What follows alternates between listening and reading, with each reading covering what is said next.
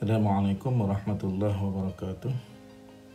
Selamat datang di channel Darus MPP Fisika Interaktif.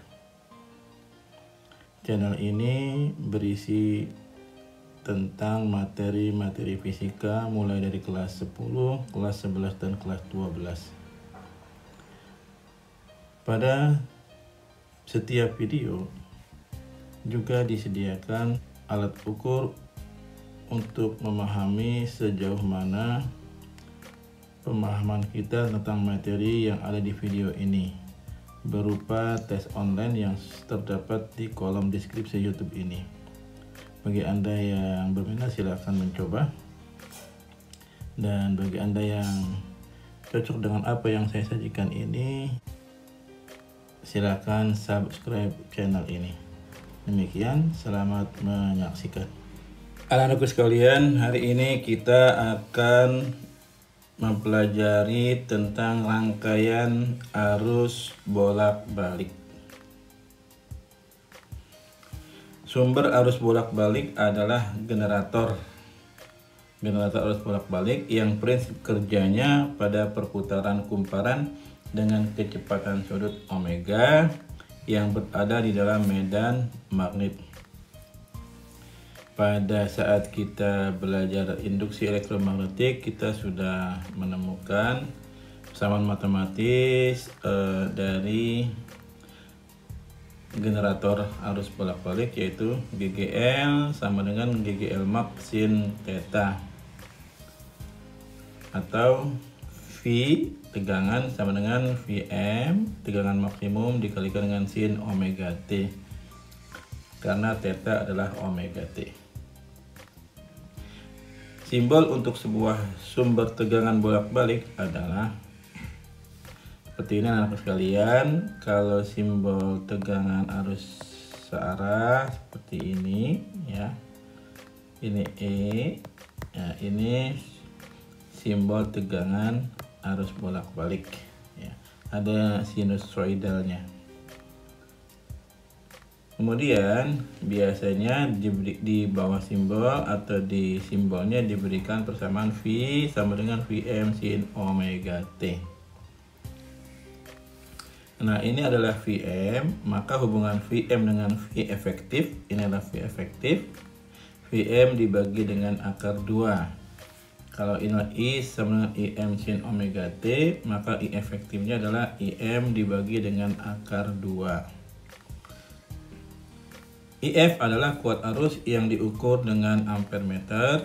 VF adalah tegangan yang diukur dengan voltmeter. Nah, kemudian kita lihat mengukur kuat arus dan tegangan bolak-balik.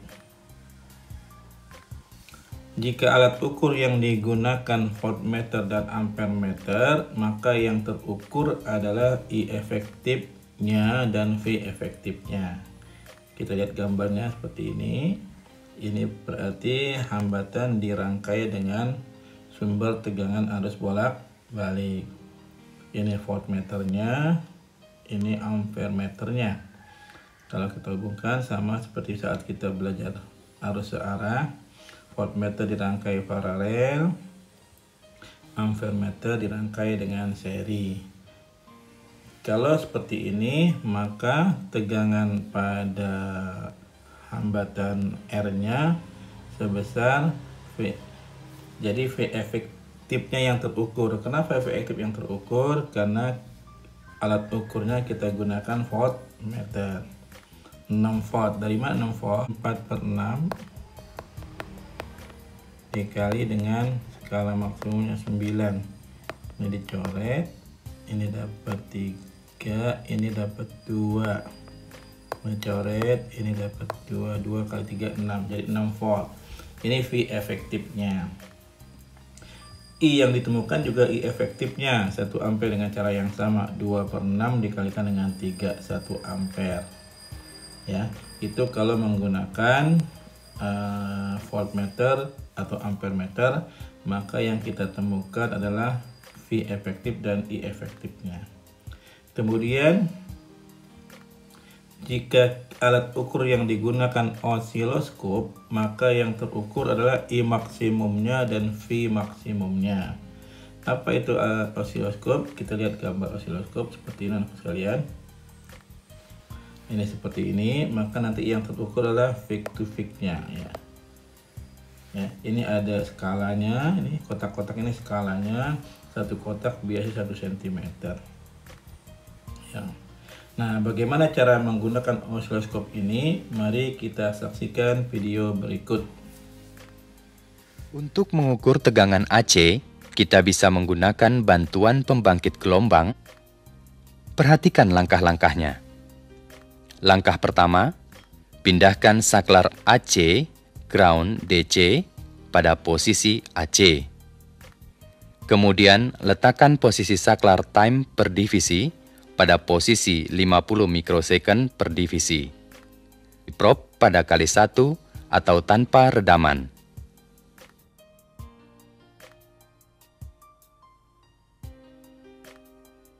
Misalkan kita akan mengukur gelombang sinus, maka selektor generator fungsi dipindahkan pada bentuk gelombang sinus. Maka akan tampak di layar gambar seperti ini. Dari gelombang ini, kita bisa menghitung berapa besarnya tegangan. Untuk mengukur tegangan satu periode gelombang, dihitung dari titik puncak gelombang sampai titik bawah. Atau kebalikannya, dihitung dari titik bawah sampai ke titik puncak. Kemudian kita hitung jumlah kotak.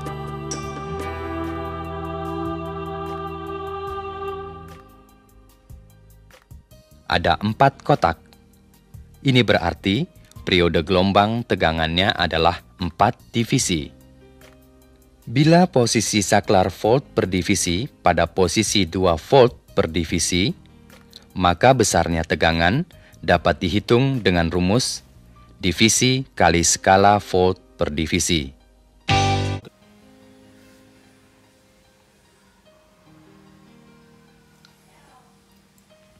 Nah, demikian aku sekalian cara menggunakan osiloskop sebagai alat ukur tegangan bolak-balik. Sekarang mari kita lihat contohnya. Ya. Gambar berikut menunjukkan suatu sumber tegangan bolak-balik yang dihubungkan dengan osiloskop. Ya, ini seperti ini. Dengan pengatur tombol skala vertikal pada angka 2 volt per cm. Ini artinya setiap 1 cm itu 2 volt, satu kotaknya 2 volt. Dan tombol sweep time-nya 5 milisekon per cm. Setiap 1 cm itu adalah 5 milisekon. Maka diperoleh pola gambar seperti di bawah. Seperti ini anak sekalian. Dari pola tersebut diinterpretasikan bahwa yang pertama kita harus ketemu Vm-nya. V maksimum itu yang arah ininya. Berarti dia ada 1 2 kotak, berarti 2 kotak dikalikan 2 volt per cm. Jadi 4 volt.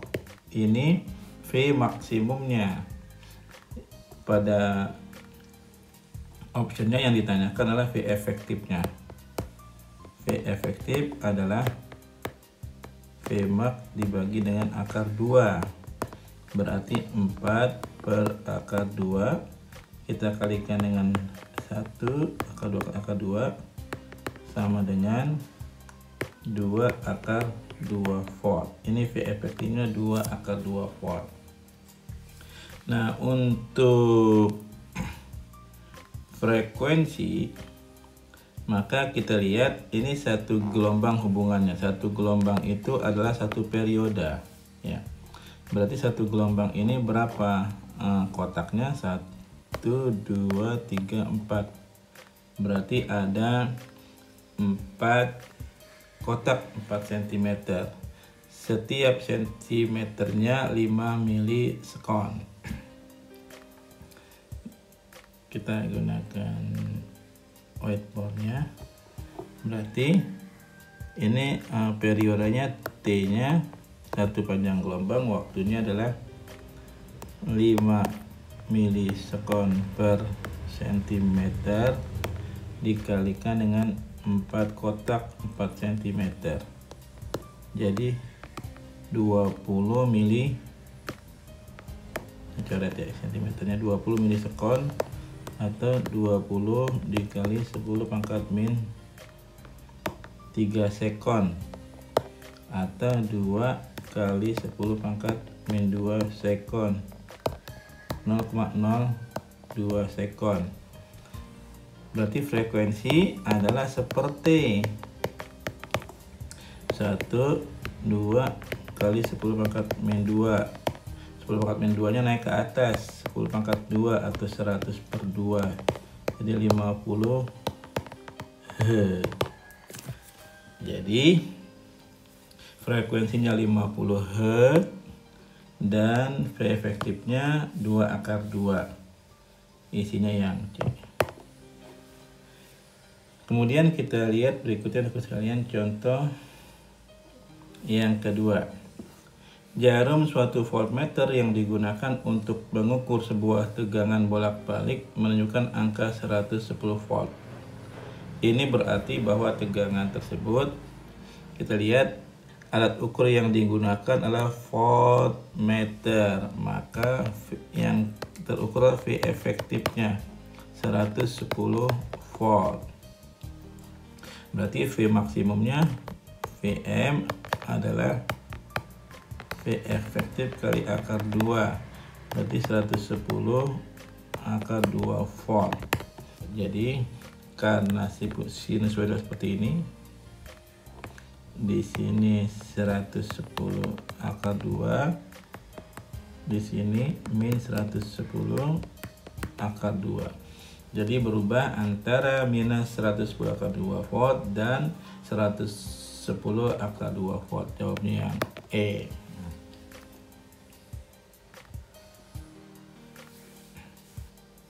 Ya, berikutnya nomor 3. Ya.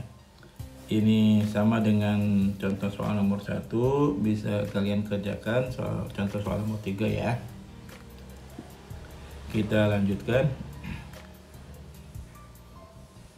Rangkaian resistor. Nah, anak-anak sekalian, kalau resistor kita rangkai dengan tegangan AC atau arus bolak-balik, maka jadi seperti ini pengertiannya. Rangkaian resistor dalam arus bolak-balik digunakan untuk menurunkan potensial listrik dalam rangkaian atau sebagai pembatas arus listrik yang masuk, sehingga arus dan tegangan dalam rangkaian resistor mempunyai fase yang sama saat terhubung dengan sumber tegangan bolak-balik. Jadi fungsi rangkaian resistor kalau dirangkai dengan arus bolak-balik adalah menurunkan potensial listriknya. Ya, seperti ini anak sekalian. Ini lihat, ini sumber tegangannya arus bolak-balik. Nah, jadi pada rangkaian resistor, maka gelombang sinusoidalnya berhimpit antara Imax dengan Vmax-nya. Satu fase sama ini. Nah, ya. Tidak ada yang tertinggal, tidak ada yang mendahului, sama dia. Nah. Kemudian yang kedua, kita lihat rangkaian induktor. Induktor itu adalah kumparan kawat ya, seperti ini. Sebuah induktor mempunyai hambatan yang disebut reaktansi induktif. Reaktansi induktif namanya. Kalau R hambatan, kalau induktor namanya reaktansi induktif, satuannya ohm. Saat dihubungkan dengan sumber tegangan bolak-balik dan berfungsi menahan arus bolak-balik. Nah, ini reaktansi induktifnya. Simbolnya XL, satuannya ohm ya. Rumusnya omega dikalikan dengan L, di mana ya XL reaktansi induktif, satuannya ohm, L induktansi diri, satuannya Henry. Omega adalah frekuensi putarnya atau kecepatan sudutnya. Nah, ini simbolnya ada juga yang membuat seperti ini. Ini simbol dari induktor ya, simbolnya L, induktor tuh L ya. Sehingga kalau dirangkai dengan tegangan bolak-balik, maka kita lihat grafik sinusoidalnya. Untuk Vmax-nya normal dari 0 seperti ini, maka I dari bawah, artinya I tertinggal 90 derajat ini ya. I tertinggal 90 derajat dari tegangannya sesuai dengan fungsinya, karena fungsi induktor adalah menahan arus bolak-balik, sehingga arusnya tertinggal 90 derajat fasenya. Maka kalau persamaan ininya V dengan Vm sin omega T, maka kalau I-nya adalah Im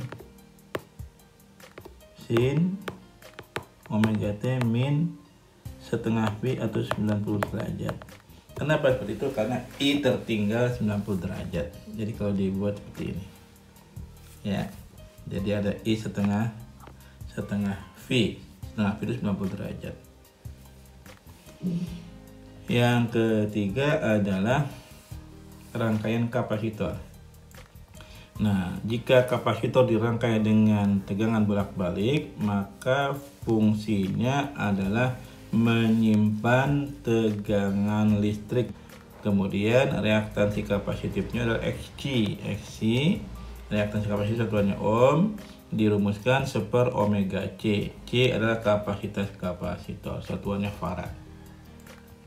Nah, kalau kita lihat gambarnya, berarti karena tegangannya disimpan, maka V tegangan terlambat. Jadi I mendahului V-nya. Pada saat V-nya 0, I sudah ada 90 derajat di sini ya, I-nya. Berarti kalau ini buatnya, kalau V adalah Vmax sin omega T, maka I adalah Imax sin omega T plus 90 derajat, karena I mendahului V tegangan gitu ya, I mendahului V. Kalau dibuat seperti ini ya, jadi ini plus omega T plus setengah V 90 derajat. Kita lihat contohnya yang nomor 4. Sebuah induktor dengan reaktansi induktif 20 ohm, berarti sudah XL ini nih. XL nya 20 ohm dipasang pada sumber tegangan bolak-balik V sama dengan 100 sin 100 T volt.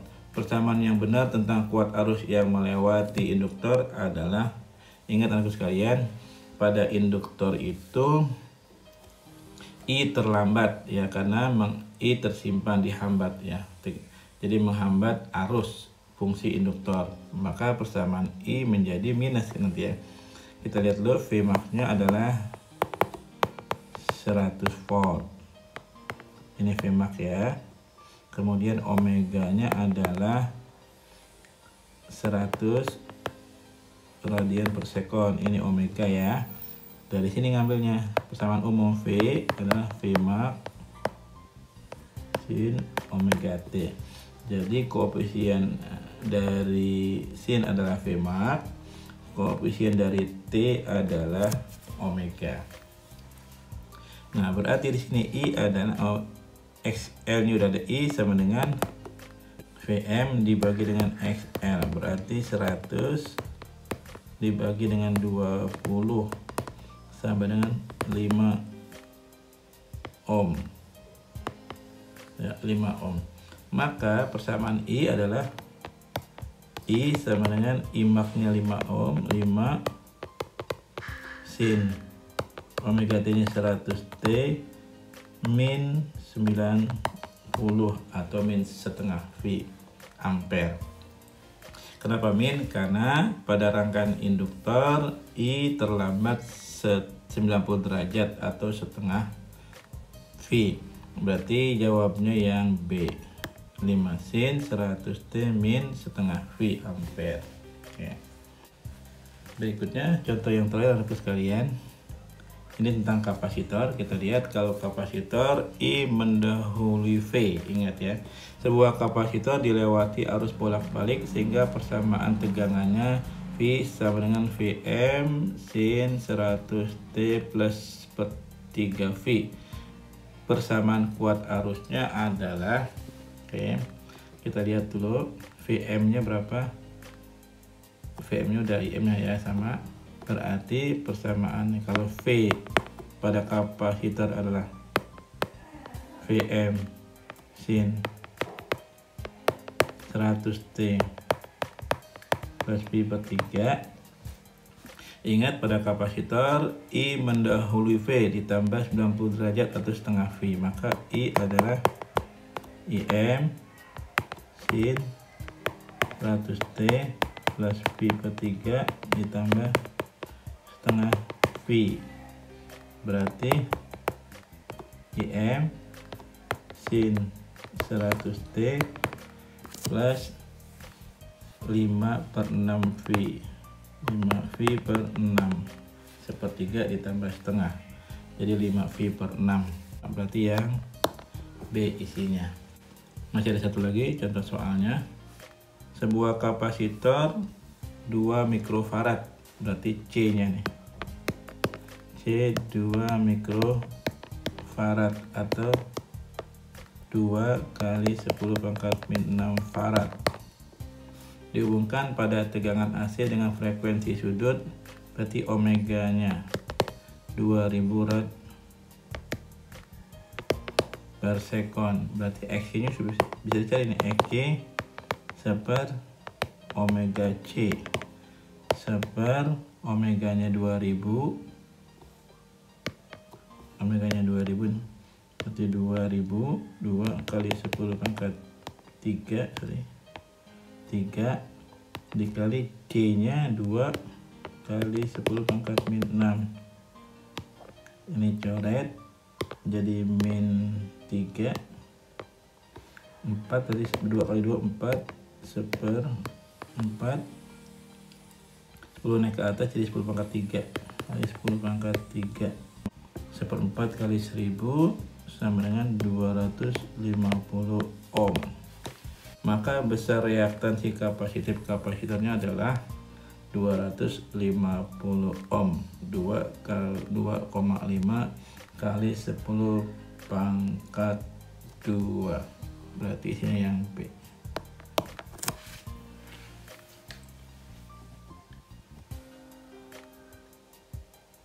Nah, berikutnya anak sekalian, mari kita berlatih soalnya. Silakan kamu pause soal ini, nomor 1 dan nomor 2.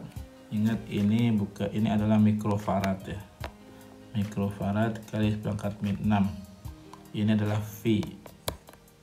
Nah gitu, V itu ya, 50 per VH ya. Silakan kamu pause dan kamu kerjakan. Ini nomor 1, nomor 2, ini nomor 3 dan nomor 4. Kalau kamu sudah selesai mengerjakan dan sudah betul, silakan kamu kerjakan tes online-nya. Demikian, semoga mudah dipahami. Assalamualaikum warahmatullahi wabarakatuh.